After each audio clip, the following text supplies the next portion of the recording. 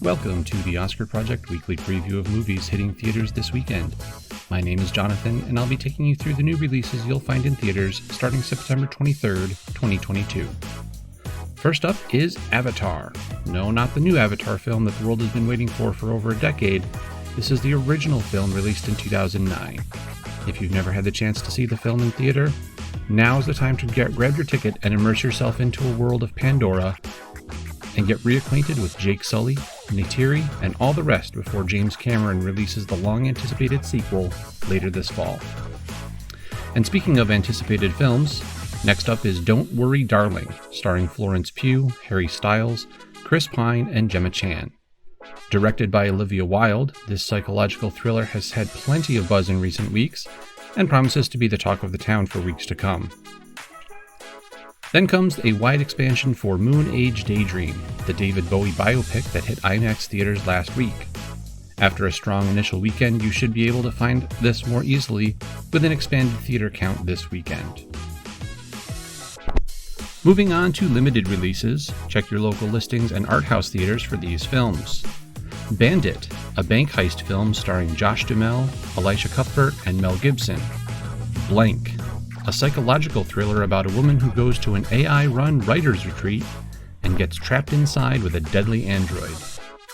Buried, the 1982 Alpine Meadows avalanche, a documentary about a deadly avalanche in the Lake Tahoe area. Carmen, a woman struggling in her life suddenly finds love and adventure. Catherine Called Birdie, a film adaptation of the Newbery-winning book by the same name, about a young girl in medieval times trying to avoid being married off by her father. You'll also be able to find this on Amazon Prime. Control. A woman is imprisoned by a secret organization intent on testing her psychic abilities. Cuando sea joven. A Mexican film about an elderly woman who gets a second chance at life when she magically transforms into her 22-year-old self and takes on the persona of a singer. Give Me Five. A Chinese comedy about a man who travels back to the 1980s to connect his young parents. Sounds vaguely reminiscent of Back to the Future. The Infernal Machine. Guy Pearce stars as a reclusive writer who comes out of hiding to deal with an obsessive fan. Invisible Demons. A Finnish documentary about the effects of the growing Indian economy on the global climate. Also coming to the streaming service Mubi on October 4th. On the Come Up, a teen girl aims to become one of the greatest rappers of all time in the face of adversity. Also coming to Paramount+. Petrov's Flu, a Russian comedy drama about a day in the life of a man dealing with the flu and drifting in and out of fantasy and reality. The Railway Children Return, a sequel to the 1970 film telling more stories of children relocated to the British countryside during World War II. Section 8, starring Mickey Rourke and Dolph Lundgren, a former soldier is sprung from prison to work for a mysterious government agency.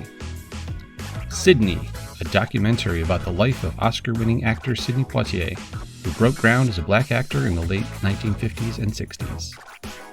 Lastly, Young Plato, a documentary that looks at the struggles of kids in a tough Belfast neighborhood through the lens of philosophy.